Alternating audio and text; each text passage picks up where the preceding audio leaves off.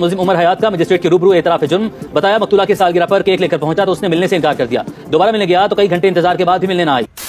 नुमान, ये तो हम सबको पता है कि एक 17 साल की बच्ची का मर्डर हुआ है, लेकिन आज कुछ चीज़ें मैं आपको ऐसी बताऊंगी जो मुझे किसी ऑथेंटिक जरिए से पता लगी हैं कि इन दोनों का रिलेशन क्या था, उस दिन उमर हयात पूरा दिन क्या करता रहा और ये सब कुछ कैसे हुआ। नुमान 29 मई को सना यूसुफ की बर्थडे थी। बर्थडे वाले दिन उमर हयात ढेर सारे गिफ्ट्स, फ्लावर्स और केक लेकर पहुंचता है इस्लामाबाद, फैसलाबाद से इस्लामाबाद पहुंचते तक इसे कॉल्स करता रहता है, लेकिन ये कॉल्स कभी पिक करती है और कभी डिले कर देती है। अब नहीं, 1 घंटे बाद मिलते हैं। उमर हयात उसका जो है वो फैसलाबाद से आता है, 6 घंटे तक वो कॉल्स करता है। सना उसको कहती है कि आधा घंटा ठहर जाओ, 1 घंटे ठहर जाओ, अभी मैं यहाँ पर आ नहीं सकती, मुझे इस तरह से निकलना अलाउ नहीं है। वो टालती रहती है, टालते 6 से 7 घंटे हो जाते हैं उमर हयात को उसका इंतजार करते हुए। वो इंतजार करता है और आखिर में वो कहती है कि मुझे इस तरह से निकलना अलाउ नहीं है, तुम यहाँ से प्लीज चले जाओ। बर्थडे वाले दिन जिस दिन वो अपनी सेलिब्रेशन, जिस दिन वो अपनी बर्थडे सेलिब्रेट कर रही थी, यानी कि वो जो वीडियो थी उसकी बर्थडे की थी, प्री सेलिब्रेशन नहीं थी वो, और वो उसके लिए बहुत ढेर सारे गिफ्ट लेकर आया था, फ्लावर्स लेकर आता है और फैसलाबाद से वो इस्लामाबाद आया था। और डेफिनेटली ये म्यूचुअल अंडरस्टैंडिंग से ही आया होगा। पहले बात ये हम आपको आगे जाकर मैं बताती हूँ, ठीक है, मैं आपको बताती हूँ। वहां पर जब इतने सारे गिफ्ट लेके आया और ये फिर उससे नहीं मिली, उसने गिफ्ट्स फेंककर, गुस्से में उमर हयात ने गिफ्ट्स फेंक दिए थे और वो वहां से चला जाता है। गिफ्ट लेके आता है, वो फेंक कर फैसलाबाद वापस चला जाता है गुस्से के अंदर, नाराज होकर जाता है। अच्छा, वो नाराज होकर जब जाता है तो फिर उसको मनाया जाता है, उमर हयात को मनाया जाता है, इसकी नाराजगी दूर की जाती है, ठीक है, और अगेन प्लान बनता है। आपको आहिस्ता आहिस्ता समझ आती जाएगी। अच्छा, तो ये काफी नाराजगी का इजहार करता है और उसके बाद फिर इनकी कन्वर्सेशन स्टार्ट होती है। पहले नाराजगी होती है, फिर राजीनामा हो जाता है, फिर एक मरतबा इनका आपस में प्लान बनता है, क्योंकि मैं साथ साथ रेफरेंस भी दिखाऊंगी कि किस जरिए से हमें पता लगा। अच्छा, ठीक है, उसको मनाया जाता है, उमर हयात की नाराजगी खत्म की जाती है। फिर अगेन प्लान बनता है 2 जून का, कि 2 जून को हम लोग मिलेंगे। 2 जून को उमर हयात सुबह 5 बजे मोटरवे स्टॉप पर पहुंचता है, वहां से फॉर्च्यूनर बुक करवाता है। यहाँ आने के लिए उसने एक ऑनलाइन टोयोटा फॉर्च्यूनर जो जीप होती है उसको बुक किया। J31 में वहां पर पहुंच जाता है उसकी सोसाइटी के पास। फॉर्च्यूनर बुक करवाता है।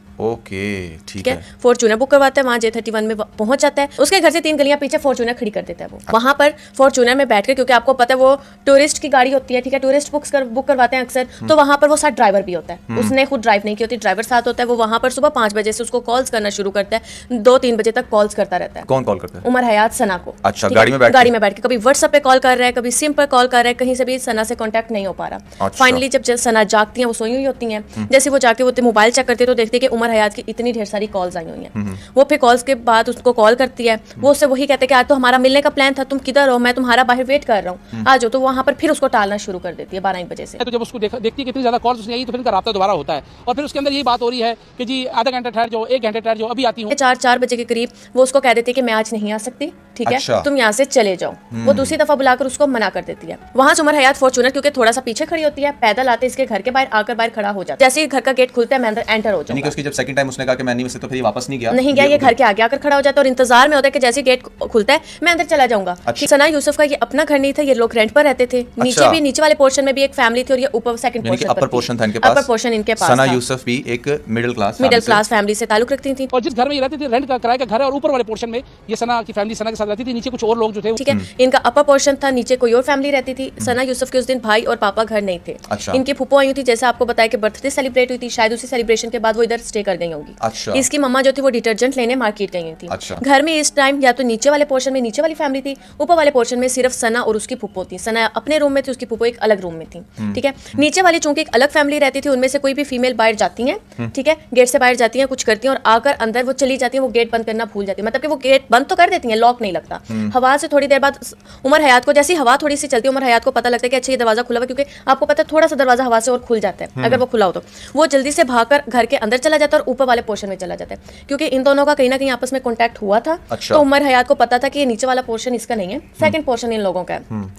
क्योंकि घर में भी कोई नहीं था, दोनों अपने अपने रूम में थी, तो बाहर भी किसी को पता नहीं लगता कि कोई मेल इस घर में एंटर हुआ है। वो सीधा साथ ही सना यूसुफ के रूम में चला जाता है। जैसे वो सना यूसुफ के रूम में जाता है तो सना यूसुफ एकदम देखकर उसे डर जाती हैं कि तुम यहाँ क्या कर रहे हो, यहाँ तो कैमरे लगे हुए हैं, तुम यहाँ कैसे आ गए, यहाँ से चले जाओ तुम। वो जाने पर मना कर देते हैं, इनका आर्गूमेंट शुरू हो जाता है। आर्गूमेंट जैसे इनका थोड़ा सा बढ़ता है तो वो गुस्से में आ जाते हैं। सना देख रही है कि ये गुस्से में है, ठीक है। सना उसको कहती है कि तुम काम डाउन हो जाओ, मैं तुम्हारे लिए पानी लाती हूँ, तुम पानी पियो। इतनी बात करती है कि वो उसकी चेस्ट पर फायर कर देता है 2 दफा। जैसे ही वो गिरती है उसको 2 गोलियां लगती हैं, उसका मोबाइल पकड़ लेता है और लेकर मोबाइल को भाग जाता है। लेकिन अंदर एंटर होने से पहले वो बाइक अपनी जो ड्राइव है वो बुक करवा लेता है। वो बाइक उस टाइम तक स्ट्रीट के कॉर्नर पर पहुंच चुकी होती है। वो मोबाइल को घर से निकलते साथ ही सना के मोबाइल को ऑफ करता है। ऑफ करने के बाद वो बाइक पर बैठकर फॉर्च्यूनर तक जाता है। फॉर्च्यूनर पर बैठकर वो स्टॉप तक पहुंच जाता है जहां से उसने अपनी बस बुक करवाई थी, ठीक है, जहां से उसने बस में बैठना था। वो फॉर्च्यूनर वाले को भी कोई पैसे नहीं देता क्योंकि इतनी हड़बड़ाहट में होता है, उसको कुछ समझ नहीं आ रही होती, उसके साथ भी फाइट कर लेता है। वो जब फॉर्च्यूनर वाला उससे पैसे मांगता है, उसको मना कर देता है पैसे देने, तो जल्दी से फैसलाबाद की गाड़ी में बैठ जाता है। अच्छा। फैसलाबाद की गाड़ी क्योंकि चल रही होती है, वो चल पड़ती है, तो फॉर्च्यूनर वाला भी उससे पैसे नहीं ले सकता और उसके बाद वो यहाँ से फैसलाबाद पहुंच जाता है। नुमान बहुत सारे जराये से ये पता लगता है कि इन दोनों का आपस में टिकटॉक के जरिए रिलेशन बना था। ठीक है, ये दोनों आपस में बात करते थे टिकटॉक से, स्नैपचैट से, इनसे ये लोग वापस कन्वर्ट हुए थे व्हाट्सएप पे। वहां पर फिर इनके आपस में बातचीत होना शुरू हो गई थी क्योंकि इसको उसके घर के एड्रेस का पता था, तो शायद हम लोग ये भी अजम्पशन लगा सकते हैं कि सना ने ही दिया होगा। अगर इनका आपस में कॉन्टैक्ट था क्योंकि सना ने इसको मनाया और फिर दूसरी दफा बुलाया। हम लोग कोई उमर हयात के हक में बात नहीं कर रहे, हम लोग आप लोगों के सामने वो बात रख रहे हैं जो हमें ऑथेंटिक जराये से पता लगे। वो साथ साथ आपने देख लिए होंगे कि किस जराये से हमें ये सब कुछ पता लगा। तो नुमान ये सारी स्टोरी अब तक हमें पता लगी है, अब आप इस पर क्या कहते हैं? देखें Areej, still the murder is not justified. बिल्कुल, चाहे कुछ भी है ना, मर्डर जो है ना वो तो ऑब्वियसली एक बिल्कुल लास्ट स्टेज पे आप चलेंगे ना। देखिए ना नुमान, इसलिए ये बात मशहूर है कि एक इंसान का कत्ल पूरी इंसानियत का कत्ल होता है।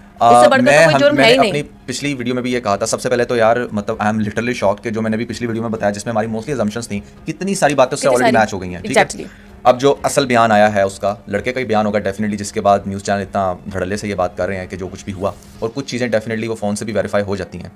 तो पहला जो इसमें सबसे बड़ा पॉइंट है ना समझने वाला, वो ये है कि यार देखो पाकिस्तान में ना, आई डोंट नो बाकी दुनिया में क्या होता है, लेकिन पाकिस्तान में ना ये बहुत ज़्यादा चीज़ देखने में आती है कि लड़कियां बहुत ज़्यादा ट्रोल करती हैं। ट्रोल इन अ सेंस के टाइम दे दिया, मौके पे डिच करवा दिया, लड़कों को अपने पीछे लगा लिया और उसके बाद उनको सही से अगर वो कुछ करना चाहें तो उनको आंसर ना किया, या फिर प्लान करके मौके पे कह दी कि नहीं जी ये अब तो नहीं हो सकता। इस तरह की मैच्योरिटीज़ बहुत ज़्यादा हैं। मैं स्टिल एक बात कहूँगा कि हम बिल्कुल भी जस्टिफाई नहीं कर रहे जो उमर ने किया, वो डेफिनेटली उसने एक बहुत ही घटिया हरकत की और उसे सरेआम सजा देनी चाहिए। सजा देनी चाहिए, उसे तो उल्टा लटका देना चाहिए। मैंने पिछली वीडियो में भी कहा, इस वीडियो में भी कहूँगा, जो उसने किया वो बिल्कुल भी जस्टिफाइड नहीं है। बट ये भी फैक्ट है, फैक्ट ऑफ द मैटर इसके भाई यहाँ पर गर्ल्स भी बहुत ज़्यादा प्रोवोक करती हैं, टाइम देकर उसके बाद उनका पता ही नहीं होता। मुल्जिम उमर हयात का मजिस्ट्रेट के रूबरू एतराफ जुर्म बताया। मकतूला की सालगिरह पर केक लेकर पहुंचा तो उसने मिलने से इनकार कर दिया। दोबारा मिलने गया तो कई घंटे इंतजार के बाद भी मिलने ना आई। प्लान कर लेती हैं और फिर बाद में मुकर जाती हैं।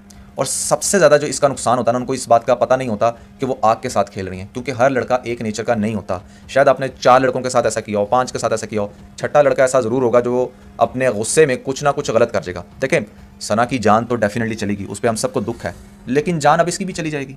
बात करने का मकसद ये सब कुछ करके इससे क्या मिला? वो उसकी तो फिर भी डेथ होगी ना नुमान। हाँ। तो इसे कौन सा वो मिल गई? अगर इसे ना मिलने का इतना दुख था तो इसने उसे जान से क्यों मारा? और अब डेफिनेटली जिंदगी सारी जेल के अंदर, और उसके बाद एट द एंड एक टाइम पीरियड होता है मेरे ख्याल से 10-12 साल जो उम्र कैद होती है, 15 साल, और उसके बाद इवेंचुअली वो छोड़ते नहीं है, उसके बाद आपको फांसी लगा देते हैं। ठीक है, तो सारी जिंदगी जेल में और उसके बाद फांसी, या फिर फांसी काफ़ी करीब होती है, डिपेंडिंग ऑन कि आपका क्राइम का क्या है, वो तो फिर अदालत ही फैसला करेगी। बट मेरा कहने का मकसद ये है कि 2 जिंदगियां खत्म हो गई। ठीक है, दोनों साइडों से समटाइम ऐसा होता है कि जो सब कुछ तबाह कर देता है।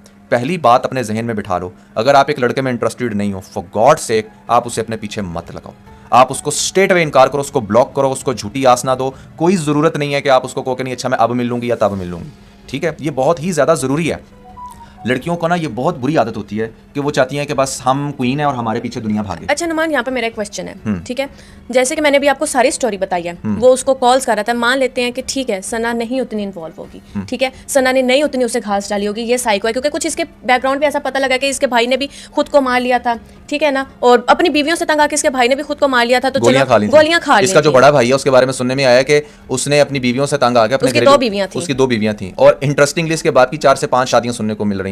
इसके बाप की 4 से 5 शादियां थी। ये 2 बहनें 2 भाई हैं, बहनों की शादियां हो चुकी हैं। जो 2 भाई हैं उनमें एक भाई ने खुदकुशी कर ली थी, और जो दूसरा भाई था उसने ये कांड कर दिया। उससे अपना गुस्सा कंट्रोल नहीं हुआ, उसकी ईगो हर्ट हुई, उसकी ईगो ऐसी हर्ट हुई, क्योंकि देखो यार लड़कियां इमेच्योर होती हैं, मैच्योरिटी के अंदर ना वो बहुत गलत हरकतें कर जाती हैं, नो डाउट, प्लान करके रिजेक्ट करना, this and that, but still murder was not justified. और एक और चीज जो मैं इस पॉइंट पर लड़कों को समझाना चाहूंगा, जो कि बहुत ही ज्यादा जरूरी है, क्योंकि मैंने एक बात लड़कियों को तो समझाई है, लेकिन लड़कों मेरी बात आप गौर से सुनो। देखो जैसे इसकी उम्र 22 साल थी ना, हो सकता है आपकी उम्र भी 22 साल हो सकता है आज आपको भी कोई 15, 16, 17, 18 साल की कोई भी लड़की जिसको आप अप्रोच कर रहे हो वो आपको घास नहीं डाल रही, या वो आपको ट्रोल कर रही है, या वो आपको कुछ भी प्लान कर रही है और उसके अकॉर्डिंग चीजें नहीं चल रही। ठीक है, एक बात मेरी याद रखना, अपने आप को सक्सेसफुल बनाओ। Still you have at least 8 years. शादी 30 साल की उम्र में जाकर करो, सबसे बेस्ट एज है शादी की। 30 साल की उम्र तक अगर आपने अपनी जिंदगी में बहुत कुछ अचीव कर लिया ना, तो मैं आपको गारंटी देता हूं कि आपको इसी एज की लड़की दोबारा मिल जाएगी। अगर आप 30 साल के भी हो जाओगे ना, क्योंकि डेफिनेटली अगर आज आप एक 17-18 साल की लड़की की ब्यूटी से इंप्रेस हो और आपको लग रहा है कि this is the end of the world, बस मैं तो इसमें मर मिटाऊं और मुझे तो इसके अलावा कोई और पसंद ही नहीं आएगी, मार्क माय वर्ड, आपको 8 साल बाद भी कोई पसंद आ जाएगी। आपको 8 साल बाद भी कोई इससे भी ज्यादा खूबसूरत मिल जाएगी और फिर आपको पता चलेगा कि यार आपने कितना अच्छा डिसीजन लिया था उस टाइम उस लड़की के पीछे ना भाग के। ये मैं तमाम लड़कों को समझाना चाहूंगा, प्लीज फोकस करो अपने करियर पे, फोकस करो अपने बिजनेस पे, फोकस करो अपनी पर्सनालिटी पे, फोकस करो कि आप किस तरीके से अपनी एक अच्छी नेटवर्थ बनाओ और उसके बाद मतलब आपको भागने की जरूरत नहीं पड़ेगी। आप देखोगे कि जो है ना ऐसे पेरेंट्स जो है ना वो खुद आपके कदमों में आ जाएंगे अपनी बच्ची लेके कि ये जी हमारी बच्ची है, इससे शादी कर लो, और वो उससे ज़्यादा खूबसूरत होगी जो आपको लग रहा था कि शायद ये तो मुझे। तो इसलिए अपने आप को सक्सेसफुल बनाओ, ठीक है।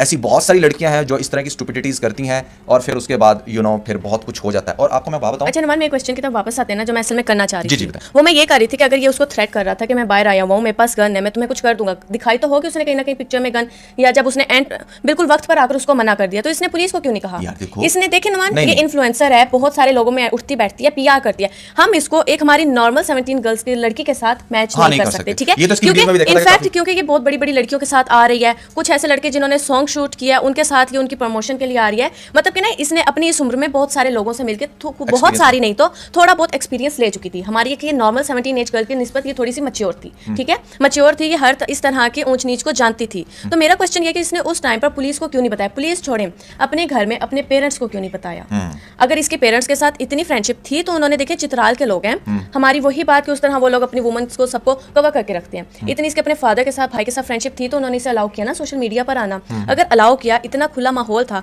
तो इसने ये वाली मेन चीज अपने पेरेंट्स के साथ डिस्कस की। इसीलिए तो मैं अभी इतना चीखा हूं कि भाई ये लड़कियां गलतियां करती हैं और उनको पता नहीं होता कि वो आपके साथ खेल रही हैं, ठीक है ना। लड़कियों को चाहिए कि वो बताएं। और बिल्कुल आपकी बात से मैं एग्री करता हूं, जब एक शख्स इतना ज्यादा आपको थ्रेट करने पे आ जाए ना, जब आपको लगे कि यार ये बहुत ज्यादा ही वाइल्ड है, आखिरी हद होती है कि वो आपके घर आ जाए और आपके घर के बाहर आ जाए और आपको बता रहा हो कि भाई मैं आ गया हूं, तुम मेरे साथ चलो। बाकी सना के केस में ना तो मुझे ऐसा लगता है कि उसको ना मौका ही नहीं मिला होगा बेचारी को। वो शायद ये जो कहती है कि मैं पानी लेने जाती हूँ, तो उसने कहीं पर कहीं भागना, पानी लेने जब उसने पानी लेने नहीं जाना तो उसने वहां से भागना, तो उसने इसके हाथ में वेपन देख लिया होगा, भागना था, या मुझे बात बताया ना जिस तरह कोई पुलिस वगैरह को कॉल करनी होगी। यार पुलिस को कॉल करनी थी, घर से बाहर निकल जाती, वो अपनी जाके खाला को बता देती, किसी दूसरे रूम में खुद को बंद कर लेती, कुछ करने तो देता ना उसको।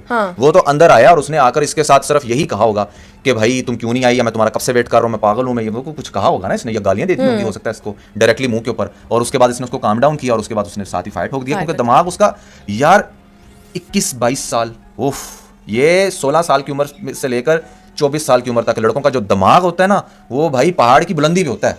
ऐसे लड़के अगर शॉर्ट टेम्पर्ड निकल आए तो लिटरली ये किसी जहर से कम नहीं है, और ऐसे लड़कों से दूर भागना चाहिए। मैं अभी भी लड़कियों को यही रेकमेंड करता हूं, मैंने अपनी कितनी फैंस को ये रेकमेंड किया है, खुदारा किसी भी लड़के के साथ रिलेशनशिप बनानी है ना तो कम से कम वो 26-27 साल प्लस हो। 26 साल की उम्र से कम लड़के के साथ रिलेशनशिप बनाना आपके लिए बहुत ही ज्यादा खतरनाक हो सकता है, क्योंकि लड़के मैच्योर नहीं होते, लड़कों ने लाइफ में कुछ देखा ही नहीं होता। बहुत कम लड़के, ऐसे नहीं मैं कह रहा सभी ऐसे होते हैं, बहुत सारे लड़के ऐसे होते हैं ना, पता ही नहीं होता जिंदगी का, कुछ भी नहीं पता होता, और वो बातें कर रहे होते बड़ी बड़ी, या तो उन्होंने कुछ अचीव किया। अब अगर इसके केस में भी आप देखो, फॉर्च्यूनर जिसके ऊपर मेरी हाय निकली थी, अरे भैया फॉर्च्यूनर का जो रेंट है ना वो कुछ भी नहीं तो 20-25 हज़ार रुपया तो उसका लगा होगा। नुमान, इसने अपार्टमेंट भी बुक करवाया था, फॉर्च्यूनर का रेंट 20-25 हज़ार, कोई इसने अपार्टमेंट बुक किया होगा एयरबीएनबी के ऊपर, कुछ नहीं तो कम से कम 10 हज़ार रुपये का वो अपार्टमेंट बुक हुआ होगा। फिर प्लस ये फूल लेकर गया जो इतने सारे थे, वो जो कुछ भी नहीं तो मेरे ख्याल से 5-6 हज़ार का बुके होगा। फिर उसके बाद केक लिया होगा इसने किसी ब्रांडेड लेयर्स बेकरी वगैरह का, तो कलेक्टिवली अगर देखा जाए तो शायद इसको किसी PR का 50-60 हज़ार मिला होगा, क्योंकि इसके सारे फॉलोअर फेक हैं। इसके सारे खुद दोस्त बताता है कि उसने बाय किए हुए हैं, इसने सारे इंस्टा के फॉलोअर फेक थे, तो इसको कोई PR मिल गई होगी, और जो PR के पैसे होते हैं 50-60 हज़ार, इसने सोचा होगा वंस फॉर ऑल मैं यहाँ पर इन्वेस्ट करता हूँ और आप या तो आर या पार। और जब इसने देखा ना कि हाँ मेरे फूल भी रिजेक्ट हो गए, मेरी सारी प्लानिंग्स बर्बाद कर दी इस लड़की ने, ये तो किसी हाथ आ ही नहीं रही, तो उसने फिर लास्ट अपना नुमान, इसके पास तो फॉर्च्यूनर का रेंट भी नहीं था। आपको मैंने जैसे कि बताया, फॉर्च्यूनर का रेंट दिए बगैर वहां से भाग गया था। जैसे ये बात फैलती है कि अच्छा ये उमर नाम का शख्स पकड़ा गया है इस पुलिस स्टेशन में, वहां पर वो फॉर्च्यूनर का जो ड्राइवर था वो वहां पहुंच जाता है। मुस्लिम रेंट पर फॉर्च्यूनर गाड़ी साथ लाया, गाड़ी का रेंट भी अदा नहीं किया, रेंट कार का मालिक भी गिरफ्तारी के बाद पैसे लेने पहुंच गया। जब उसकी तलाशी ली जाती है तो उसमें से तो चंद 100 रुपए निकलते हैं। 100 रुपए निकलते हैं ना, मैं वो वही बता रहा हूँ, चलाक जो बड़ा था।